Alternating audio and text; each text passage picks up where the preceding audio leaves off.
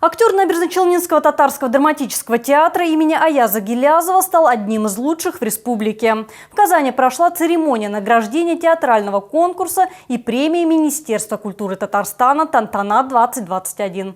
Венер Файзуллин выиграл в номинации «Дебют». С актером встретилась наша съемочная группа. Венеру Файзуллину 20 лет. В Татарском драматическом театре он проработал всего один сезон. Актерским мастерством начал заниматься еще в детстве. Благодаря маме, вспоминает Венер Файзуллин. До этого увлекался спортом, но в какой-то момент променял лыжи на пару палок колбасы. С этого момента и началась его театральная карьера. У меня мама преподавала музыку в школе. И она предложила мне на конкурс, районный конкурс, назывался «Долг, честь, Родина». Я туда поехал, я место не занял, я обратно уехал. А я на то время люблю колбасу.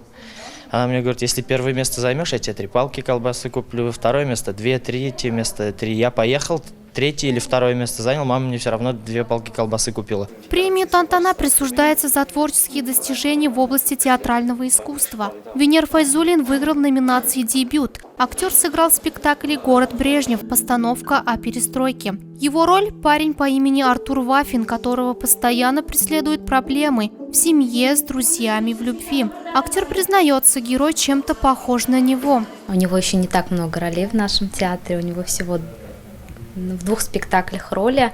Несмотря на это, он уже проявил себя с очень, так скажем, яркой, хорошей стороны.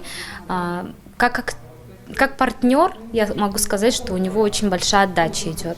Премьера спектакля «Город Брежнев» состоялся 28 декабря. Постановку поставили по роману Шамиля Идиатуллина. Спектакль получил признание среди зрителей и критиков. Выбран материал не просто так. В этом романе рассказана история города Набережных Челнов, охватывающего 80-е годы.